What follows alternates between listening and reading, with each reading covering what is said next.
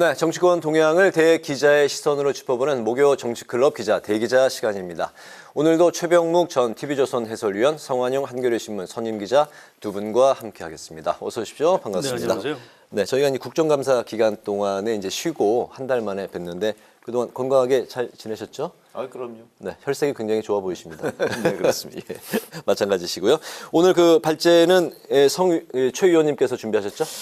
네, 사실은 이재명 민주당 대표에 대한 사법 리스크 이 문제가 한동안 정치권의 최대 이슈였는데 네. 요즘에는 국민의힘이 정치권 이슈를 주도하는 그런 세상이 됐습니다.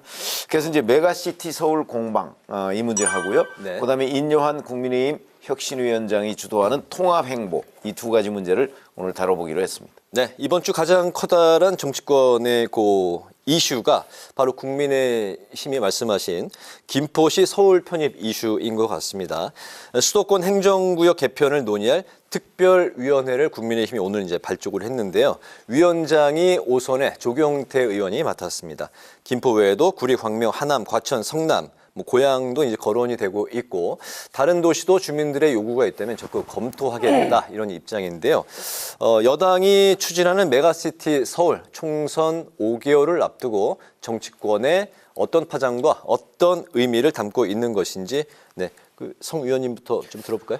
예, 아직은 잘 모르겠습니다. 이게 어느 정도 준비를 해서 내놓은 건지 확인이 아직 안 되고 있고요. 네. 그리고 정확히 뭘 어떻게 하겠다는 건지도 아직은 그림 전체가 나오지 않았습니다만 이제부터 만들어 나가겠다 이런 뜻인 것 같아요. 그런데 좀 전에 소개하신 그 특별위원회 위원장을 부산의 조경태 의원이 맡았는데요. 네. 아니 수도권 특별위원장을 왜 부산 지역구 국회의원이 맡는지 아무튼 본인은 잘할 수 있다 이렇게 얘기를 하고요. 통합공학 박사 출신이라고. 토목공학. 예, 여러 가지 설명은 가능합니다만 못할 건 없겠죠. 정치적인 관록도 있고. 그런데 그럼 조경태 의원이 수도권으로 출마하는 거냐 이렇게 물었더니 또 거기에는 펄펄 뛰어요. 전혀 그렇지 않다. 자기가 5선이지만 그 전에 3선은 민주당으로 했었기 때문에 네. 자기는 국민의힘 부산 재선 의원이다. 그러니까 아직 3선이 아니다. 그래서 사하을에 그대로 출마하겠다고 일단 못을 박았습니다. 네.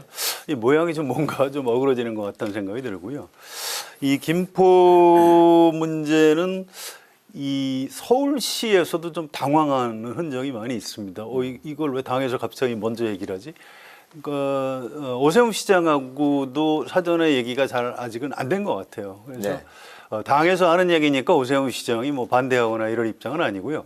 서울 시민들 의견을 잘 들어보겠다 해서 올해 한 연말까지 한두 달 동안 민심을 좀 들어보겠다 이런 입장을 취하고 있습니다.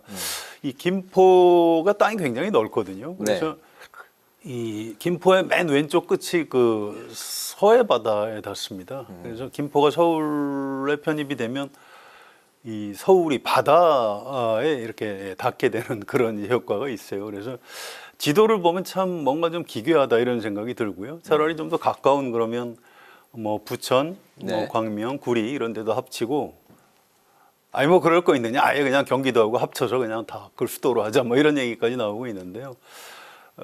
아직은 잘 모르겠습니다. 이게 섣불리 이게 옳다 그러다 논쟁할 일은 아니고요. 이 제안을 한 김기현 대표가 좀 더 구체적인 안을 가다듬어서 내놓은 다음에 평가할 수 있을 것 같습니다. 네, 신중하게 좀 지켜보자는 입장이신데요. 정치권에 좀 어느 정도 좀 파장이 있는 건가요? 아니 근데 기본적으로 이 문제는 김포에서부터 시작된 문제거든요. 네. 그러니까 김동연 경기도지사가 경기 남도와 경기 북도 이 문제를 이제 제기를 하고 공약에도 있거든요. 그러다 보니까 이제 김포시에 있는 그 국민의힘 당협위원장들이 그걸 반대하고 나선 거예요. 네. 김동연 지사의 그 경기 북도 설치, 경기 북도를 설치하면 김포가 경기 북도로 간다고 하거든요. 네. 그걸 반대하고 나서면서 아니 북도로 갈 바에야 우리가 차라리 서울시로 가자 이렇게 시작이 된 거거든요. 이게 그런 점에서 본다면 이제 그걸 김기현 대표가 받은 거죠. 김포시에 있는 국민의힘 당협위원장 두 사람의 의견, 그 중에서도 홍철호 당협위원장의 의견을 그 당에서 받은 거라고요. 네. 받아서 이제 추진을 하고 있는 건데 저는 뭐 총선용, 뭐 충분히 총선용이라고 얘기할 수가 있겠고요. 자, 그러면 총선 때까지 될 것이냐? 총선 때가 5개월밖에 안 남았습니다. 그러니까 뭐 총선 때까지 안 되겠지만 적어도 과거 이명박 정부 때 뉴타운 그 공약처럼 이 문제가 적어도 김포 문제 뿐만 아니고 조금 더 확대되면 서울 주변을 둘러싸고 있는 기초자치단체들의 그 어떤 서울 편입 바람 이런 걸 불러올 가능성이 대단히 높기 때문에 네. 그 사람들이 이제 만약에 서울에 편입될 경우에 이거는 뭐 자산 가치 상승이나 여러 가지 혜택들이 많이 기대가 되거든요. 이런 문제는 저는 정치적으로만 본다면 대단히 큰 대형 공약이다 이렇게 생각을 하고요. 네. 그렇기 때문에 민주당이 지금 이재명 대표가 이 부분에 관해서 찬성이냐 반대냐 입장 발표를 못 하고 있잖아요. 그거는 이 파장이 앞으로 정치적 이 표의 유불리라는 관점에서 본다면 대단히 많은 영향을 끼칠 것이다. 저는 이렇게 생각합니다. 그렇군요. 그 민주당 네.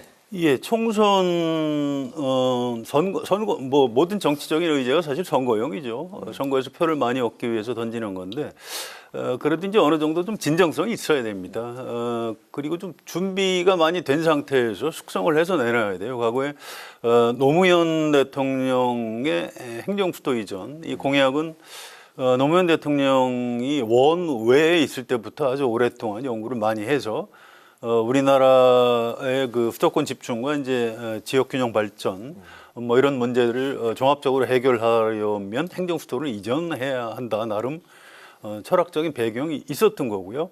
물론 이제 충청권에서 표를 많이 얻었고 수도권에서는 약간 손해를 받고 이제 그런 측면이 있죠. 그래서 네. 지금 이 사안도 이게 어차피 특별법을 제정을 해야 되기 때문에 민주당에서 찬성을 해야 되거든요. 그래서 이건 사실 그 윤석열 대통령은 지금 이 사안에 대해서 아무 입장 표명을 안 하고 있는데 이건 이럴 수 있는 문제는 아니에요. 그래서 행정부 입장은 뭔지 이런 것들도 좀 점검을 해가면서 추진을 하는 게 옳지 않나. 아무튼 총선을 앞두고 좀 뜨거운 정치적인 쟁점이 되는 건 맞는데 좀 걱정스러운 게 있습니다. 이게 뭐 벌써부터 김포의 땅값하고 집값이 좀 들썩인다고 하는데 또 다른 지역에서는 구리 같은 데서는 그 시장이 입장을 바꿨어요. 국민의힘 소속인데 경기 북도 안에 찬성을 하다가 아니다. 우리 구리도 그럼 서울로 좀 편입을 해달라 이렇게 입장을 바꿨습니다. 그럼 그 주변에 다른 경기도 시들도 이제 그 입장 표명을 어떻게 할지 네. 이런 좀 상당히 혼란스러운 상황.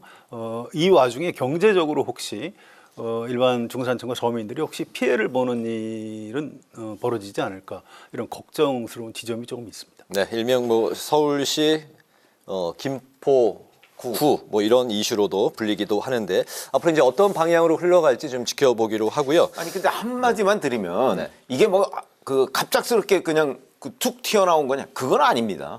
최소 이 김포신문 같은 데를 보면요. 몇 달 전부터 이 문제를 가지고 김포 내에서 논란이 굉장히 많았고요. 네. 그때 이미 그 홍철호 당협위원장이 그 당시 이철규 사무총장한테 얘기를 해서 당에서는 은밀하게 연구도 하고 여론조사도 했다는 거 아니겠어요? 그러니까 갑자기 튀어나온 것처럼 하는 거는 네. 지금 민주당의 시각이라고 저는 봅니다. 네, 갑툭튀가 아니라 사전에 좀 준비가 된 그런 준비가 돼 이슈다. 있다, 그렇죠. 네, 알겠습니다. 이에 맞서서 민주당은 내심 좀 그 당혹스러워하는 그런 모양새인데 전국 행정 개편을 역제안했고 또 한편으로는 지하철 5호선 연장이 먼저이다 이렇게 이제 그 제안을 또 했는데요. 표심을 의식한 상황에서 여러 가지 좀 어려운 국면에 처한 것 같습니다. 그런가 하면 이제 무속인 천공의 배우설을 제기하기도 했는데요. 민주당의 그 서울시 김포구에 대한 그 대응 좀 어떻게 평가를 하십니까? 그러니까 행정구역 개편 자체가 이제 과거에 김영삼 대통령 때도 추진을 했었고요. 역대 정권 차원의 굉장히 큰 과제입니다. 그래서 지금 과연 윤석열 정권 차원에서 밀어붙이는 의제냐 그게 아닌 것 같기 때문에 제가 걱정을 많이 하고 있는 건데요. 네. 마찬가지로 민주당에서도 이거를 뭐 방어한다고 갑자기 뭐 그러면 뭐 전국을 다 메가시티로 하자 이렇게 이걸 방패용으로 쓸 일은 아닙니다. 좀 더 여야가 이 문제를 가지고 좀 머리를 맞대고 행정부도 참여해서 토론을 해서 밀고 나가야 되는 중장기 과제이지요. 이거 총선 앞두고 이런 식으로 표좀 먹겠다고 하는 건 뭐 여든 야든 옳지 않다 이렇게 생각이 되고요. 뭐 무속인 천공이 얘기는 이건 이제 일부 네. 민주당 의원들이 개인 자격으로 얘기를 하는 거겠죠. 뭐 설마 국민의힘에서 그 무속인 얘기를 듣고 이런 걸 추진하겠습니까? 저는 그럴 일은 없다고 봅니다. 네, 이슈 선점으로 네. 어쨌든 이 이슈로 그 국민의힘 운동장에서 민주당이 뛸 수밖에 없다. 뭐 이런 좀 그런 상황이 당황스러운 돼버렸죠. 측면인가요? 지금 약간 김포를 서울에 편입하느냐 아니냐, 다 여기에 찬성하느냐 아니냐, 뭐 행정구역 개편 아무 얘기를 해도요. 네. 적어도 김포 시민은 아니 그래서 민주당은 찬성이야 반대야. 이런 부분에 관심을 갖게 돼 있습니다. 이런 이슈가 원래 네, 네. 과거에 그 노무현 대통령 시절에 그 수도 이전 문제도요. 아니 그래서 한나라당이 수도 이전에 찬성한다는 거야, 반대한다는 거야. 여기에 몰렸거든요. 네. 그러다 보니까 충청표를 한나라당이 많이 잃었던 측면이 있어요. 그거하고 마찬가지로 저는 이 문제도 결국은 뭐 이것저것으로 이제 민주당은 이 파장을 줄이기 위해서 지금 이런 것도 던졌다가 심지어는 천공 음모론까지 지금 내세우는 거 아니겠어요? 그런 걸 보면 민주당이 저는 당황하고 우왕좌왕하고 있다 하는 건 분명히 느낄 수 있는데 네. 자 과연 그러면 민주당이 이런 식으로 대응해서 이 파장을 얼마나 줄일 수 있을 것인가. 저는 저희들의 경험으로 보면 별로 못 줄일 것으로 보여요. 그러니까 전공법으로 가야 된다고 저는 생각을 하거든요. 네. 그런 점에서 본다면 민주당이 지금 계속해서 눈치만 이렇게 보고 있을 것이 아니고 조만간에 입장을 정리해서 뭐 협조해서 같이 논의를 하는 건지 네. 아니면 반대 투쟁에 나설 것인지 이런 부분을 밝혀야 한다고 생각합니다. 이거는 아마 민주당에서 민심 수렴 후에 아마 반대를 할 것 같아요. 이게 정치적으로 이제 득실이 있을 수 있는데 김포의 국회의원이 두 명인가요? 네. 두 명이죠. 근데 이제 그렇게 해서 이게 그 국민의힘 지금 이제 양쪽 다 민주당이 둘 다 민주당인데 이거 거기서 정치적으로 내년 총선에서 국민의힘이 이득을 본다. 뭐 이제 그 소탐은 할 수 있는데 이게 잘못하면 이 사람들 이거 준비도 없이 그러면 다른 지역은 어떻게 하겠다는 그림도 없이 던진 것 아니냐. 그래서 정권 차원의 신뢰를 잃어버리는 대실. 그래서 소탐, 대실을 할 위험이 있는 겁니다. 이거 전 좀 위험하다고 보고요. 이제 민주당도 지금 당장 김포에서 민심이 좀 들썩들썩하니까 뭐 어정쩡하게 있지만 당연히 그 민주당에서도 반대할 가능성이 높다고 보고요. 네. 이게 그 정치적인 이런 의제 설정이 이렇게 생각보다 이렇게 쉬운 게 아닙니다. 이게 누가 봐도 강서구청장 패배 이후에 정권이 좀 어려워지니까 이제 여러 가지 전국 주도권 차원에서 던지는 그런 문제인데 조금 더 신중한 태도를 취해줬으면 참 좋을 것 같습니다. 알겠습니다. 민주당은 결국 이제 좀 반대 입장으로 그럴 걸로 예상이 갈 됩니다. 예, 이거 것이다라고. 찬성하는 건 좀 이상한 알겠습니다. 거거든요. 그 국민의힘 내부에서 또 우려의 목소리는 한편에서는 또 나오고 있는 상황인데 좀 지켜봐야 될 것 같고요. 다음 이슈로 넘어가 보겠습니다. 국민의힘이 이준석 전 대표와 홍준표 대구시장 등에 대한 당원권 정지 징계를 이제 취소했는데요. 이뇨한 혁신위원장이 이끄는 혁신위의 1호 안건이었지만 정작 당사자들이 냉소적인 반응을 보이고 있는데 이 전 대표 같은 경우는 지지율이나 올려라라고 이제 답을 했고요. 홍 시장은 SNS를 통해서 과하지옥의 수모, 가랑이를 지나가는 그런 수모는 있지 않겠다라는 글을 남겼습니다. 1호가 대사면이라면 혁신위의 2호 안건은 정치인의 희생, 삼선 지역구 이동, 네. 또 영남 스타 의원들의 수도권 출마를 이제 제안을 하고 그 운을 띄웠는데요. 이런 그 이뇨한 혁신위의 행보 어떻게 좀 봐야 되겠습니까? 뭐 지금까지 사실은 뭐 지금 출범한 지 얼마 되지도 않았습니다. 네. 그러나 지금까지의 행보를 보면 그래도 비교적 스타트가 좋다. 이렇게 충분히 말씀을 드릴 수 있는 대목이고. 그러나 이제 그 한 열흘쯤 지나다 보면 이제 1차 평가가 나올 거예요. 네. 이제 그 평가에서 아마 조금 이뇨한 혁신위원회가 좀 낮은 점수를 받을 가능성. 그거는 이제 용산 대통령실과의 관계죠. 사실은 어찌 보면 용산 이번에 그 강서구청장 보궐선거 참패의 가장 큰 원인도 사실은 김태우라는 사람을 다시 사면복권시켜서 공천한 것이 그 큰 원인이라고 보거든요. 네. 그 책임은 뭐 용산의 책임이 더 크죠. 사면복권 그 권한이 대통령한테 있으니까. 자, 그런데도 불구하고 이뇨한 혁신위원회가 만약 용산 대통령실과 국민의힘과의 지금 수직적 관계라고 흔히 언론에서 표현되는 이 부분에 관해서 아무런 언급을 하지 않는다. 이럴 경우에는 아마 혁신위원회의 성과 이 문제에 대해서 비판적 견해가 좀 나오기 시작할 거예요. 네. 그렇지 않고 만약에 용산 대통령실과의 관계에 있어서도 뭐 한 2호 안건이나 3호 안건 뭐 이런 걸로 이제 좀 검토를 한다고 시작을 하면 좀 평가를 다시 받게 되고 아마 그렇게 될 경우에는 혁신위원회가 굉장히 성공적인 안착을 할 것이다라는 평가를 받게 되기가 쉽다 이렇게 봅니다. 그렇군요. 그럼 출범한 지가 이제 얼마 되지 않아서 뭐 그 점수와 뭐 평가에 대한 건 좀 이른 감도 있습니다만 좀 어떻게 아무튼 지켜보세요? 뭔가 열심히 한다는 걸 보여주는 그런 면에서는 성공적이죠. 일단 외모부터 좀 차별화가 되지 않습니까, 위원장이? 옛날에 이제 히딩크 효과 뭐 이런 것도 좀 떠오르고요. 그래서 네. 또 당내 징계 취소도 일단 통합상으로 잘한 것 같아요. 뭐 당사자들은 반발하지만 뭐 윤석열 대통령한테 항상 부족한 게 어떤 포용력, 아량 이런 게 부족했는데 혁신위원장이 와서 이렇게 물꼬를 터주고 당에서 받아들이니까 참 모양이 보기 좋지 않습니까? 네. 그런데 이제 희생 부분이 이제 조금 문제가 될 겁니다. 이제 오늘 이뇨한 위원장이 대통령하고 가까운 분들은 서울로 좀 나갔으면 좋겠다. 이렇게 또 오늘 폭탄을 하나 터뜨렸어요. 네. 근데 이제 이른바 그 친윤 의원들이 뭐 여러 사람 있죠. 뭐 장제원, 권성동 또 누가 있죠? 정진석, 이철규, 뭐 박성민 이런 분들인데 이분들 서울 출마해서 당선될 분이 있을지 잘 모르겠어요. 정진석 의원은 과거에 서울 출마했다 떨어진 적도 있습니다. 그래서 이게 쉽지가 않아요. 서울 유권자 입장에서 아니 저 지방에서 너무 오래 했다고 서울로 보내면 우리가 왜 뽑아줘야 돼? 이런 민심의 저항에 부닥칠 수가 있습니다. 네. 그래서 이 부분은 좀 사실 조심해야 될 대목이 있고요.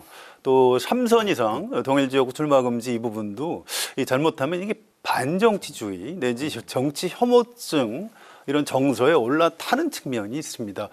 이 사람들이 자꾸 이제 이 정치에 대해서 아무나 할 수 있는 걸로 생각을 하는데 사실 그렇지 않습니다. 국회의원도 굉장히 전문성이 필요하고요. 조선보다는 재선, 재선보다는 3선, 4선이 훨씬 국회의원직을 잘 수행할 수가 있는 겁니다. 그래서 이걸 가지고 이제 너무 이렇게 혁신을 한다 이렇게 내밀 경우에 나중에 부작용이 예상이 되고요.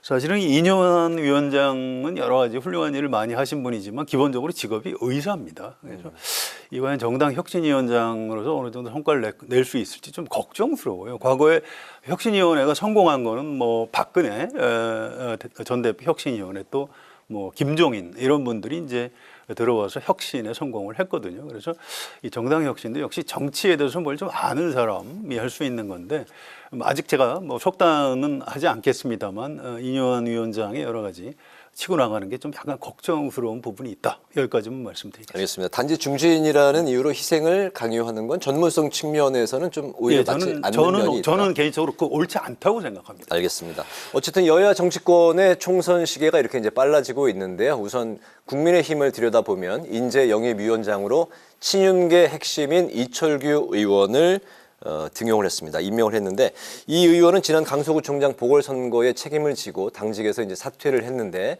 한 달도 안 돼서 재등용이 됐습니다. 때문에 여러 가지 이제 말들이 또 나오고 있는 상황이고 당에서는 업무의 연속성을 이제 고려했다고 하는데 친윤계 회전문 인사다 이런 이제 비판이 또 불가피하게 나오고 있는 상황이네요. 아니 회전문 인사 차원보다는 훨씬 더 심각한 문제를 이야기할 가능성이 있죠. 자, 친윤이 인재 영입을 한다는 거는 네. 총선을 5개월 앞두고 인재 영입을 한다는 게 뭘 얘기하는 거죠? 공천을 한다는 얘기예요. 그 사람을 영입해서 공천한다는 거지. 네. 만약에 총선 5개월 앞두고 영입이 됐는데 국민의힘에 공천도 안 준다. 그러면 어느 사람이 거기 가겠습니까? 그런 점에서 본다면 이건 공천과 직결되는 문제예요. 근데 공천과 직결되는 문제를 인재영입위원장을 친윤계가 맡는다면 그러면 비윤을 영입하겠는가 과연? 네. 이런 이제 의문이 들죠. 물론 이철규 위원장이 앞으로 어떻게 진짜 비윤도 찾아서 뭐 영입을 할지는 저희가 뭐 속단할 수는 없습니다만은 일단 친윤계 핵심이다 그러면 아마 대부분의 그 영입 기준이 친윤이라는 스크린을 통해서 영입이 될 가능성이 대단히 높다는 차원에서 지금 네. 당내의 반발에 부딪히고 있는 거거든요. 네. 더군다나 보궐선거 참패의 책임, 사무총장이 책임 상당 부분 있지 않습니까? 그런 부분에 19일 만에 다시 등용이 됐다? 그러면 이렇게 사람이 없나 하는 일반의 그 시선을 받게 되고 그다음에 앞으로도 그 영입하는 그 사람마다 저 사람은 뭐 친윤과 어떤 관계에 있지 이런 의심을 받을 소지가 있어서 네. 제가 보기에는 아무리 뭐 업무의 연속성을 고려하더라도 정치적으로는 잘못된 인사다 이렇게 봅니다. 최 의원님도 전반적으로 좀 비판적인 시각으로 보고 계시는데. 이거 당연한 거 아니겠습니까? 알겠습니다. 성 의원님은 어떻게 보고 계십니까? 예, 좀 이상하죠. 상식적으로 봐서. 이철규 전 사무총장이 8월 달에 의원총회에서 굉장히 좀 그 파장이 일어나는 발언을 한 적이 있습니다. 함께 항해를 하는데 멀쩡한 배에서 노를 거꾸로 젓거나 구멍이라 내는 승객은 승선할 수 없다. 이게 사무총장이 공천의 어떤 실무 집행을 하는 사람인데 대통령한테 대들면 공천을 안 주겠다는 얘기구나. 이렇게 해석이 되죠. 그 당시 좀 발각 뒤집혔던 측면이 있고요. 이준석 전 대표를 좀 뭐 등등이죠. 여러 사람입니다. 앞으로 네네. 이제 경고를 세게 한 거죠. 근데 이제 바로 그런 것 때문에 서울 강서구청장 선거에서 진 거라고 봐야 됩니다. 그런데 이제 그 책임자를 이제 영입위원장을 시켰다. 이게 국민의힘 안에서도 아마 잘 용납이 안 되는 모양이에요. 그래서 김웅 의원 같은 경우에는 친윤 간별사다 이렇게 표현을 했고요. 과거에 친박 간별사 네. 빗대서 한 얘기죠. 유권자를 우롱하는 것이다 이런 표현을 했고요. 또 허은하 의원은 뭐 아내의 유혹이라는 드라마 얘기를 하면서 얼굴에 점 하나 찍고 다시 다른 사람 행사를 하면 어떻게 하느냐 이런 얘기를 했고요. 김기현 대표님 내려오세요 이렇게까지 아주 강하게 비난을 했습니다. 오늘 그 대변인 박정아 의원은 결과를 가지고 좀 평가를 해달라 이렇게 좀 기자들의 질문에 대해서 좀 이렇게 약간 쩔쩔매는 모습을 보이고 있는 걸 보면 국민의힘 안의 의원들도 대부분은 이건 좀 잘못된 인사다 이렇게 평가를 하고 있는 것 같습니다. 네, 인사에 대해서는 그 민주당도 역시 그 비판의 시각이 좀 존재하는 그런 인사를 좀 했습니다. 어제 민주당이 조정식 사무총장을 단장으로 하는 총선 기획단을 이제 출범을 시켰는데 비명계에서는 총선 기획단이 친명 일색으로 이제 꾸려졌다. 중립적인 인물로 다시 임명을 해달라 이렇게 요구를 했고요. 또 비명계의 공천 학살이 현실화될 수 있다 이런 가능성까지 이제 제기를 했습니다. 단식 후에 이제 당무에 복귀한 이재명 대표가 연일 그 통합을 좀 강조하고 있는데 그 통합이 어디까지의 통합이냐에 대해서도 좀 여러 해석이 분분한 상황입니다. 뭐 좀 어떻게 보고 계실까요? 이재명 대표가 통합 얘기, 우리 안의 작은 차이를 극복하자고 얘기를 많이 했었죠. 그래서 이제 체포동의안에 찬성을 한 그런 의원들에 대해서도 뭐 관용을 베푸는 것처럼 이렇게 얘기를 하고 그랬지만 실제 이재명 대표 체제의 민주당이 지금 벌이고 있는 일은 이재명 대표의 입과는 완전히 다른 일이다. 다른 일이 지금 벌어지고 있는 거다. 저는 그렇게 판단을 합니다. 네. 그러니까 조정식 사무총장이 어떤 사람이죠? 잘 아시다시피 뭐 자타가 공인하는 친명계입니다. 그러면 그런 사람을 더군다나 그 지난번에 박광원 원내대표 그 사의 표명하고 사퇴했을 때 조정식 사무총장만 유임을 했잖아요. 그러면 그건 이재명 대표의 의중이 확실하게 반영된 거죠. 자, 적어도 총선 공천을 좌지우지하는 이번에도 뭐 기획단장을 맡았지만 그 조정식 사무총장만큼은 또 아니면 뭐 조정식 사무총장을 바꾸더라도 그 사무총장만큼은 친명계 외에 다른 사람을 할 생각이 전혀 없다. 이런 걸 확실하게 저는 공언한 거라고 보거든요. 네. 그렇기 때문에 조금 전에 저희가 국민의힘 얘기를 했습니다만은 그거보다 훨씬 더 노골적인 일종의 비명 배제 메시지 그게 일단 나왔다 이렇게 보고요. 네. 물론 그렇다고 해서 그럼 비명계 완전히 배제냐 그것도 저희가 속단할 수는 없지만 일단 그런 의지를 저는 이재명 대표가 보였다 이렇게 생각을 합니다. 네, 이재명 대표의 의지는 좀 어떻게 보고 계십니까? 글쎄요, 그 민주당 지도부한테 물어보면 이건 공천을 실무적으로 준비하는 기구다. 그래서 사무총장을 바꾸지 않는 한 사무총장이 위원장을 맡는 것이 맞다. 뭐 그렇죠. 바꾸지 않으면 뭐 맡을 수밖에 없죠. 네. 그건 뭐 이해가 됩니다. 그런데 이거 이제 앞으로 공천관리위원장을 과연 이제 누가 맡느냐, 또 실질적으로 이 공천 관리를 어떻게 하느냐 이런 부분들이 굉장히 중요합니다. 그냥 당원들하고 지지자들한테 그냥 상향식 공천으로 맡기겠다 이럴 수도 있는데 결과적으로 이른바 친 이재명 위원장들이 당선이 되고 현역 비 이재명 의원들이 낙천이 되는 경선 결과가 그렇게 나올 경우 민주당 내년 총선 망한다고 봐야 됩니다. 일반 국민들은 결과를 갖고 판단하는 거예요. 이재명 대표가 자기 열성 지지자들을 동원해서 비이재명 현역 의원들을 날렸구나.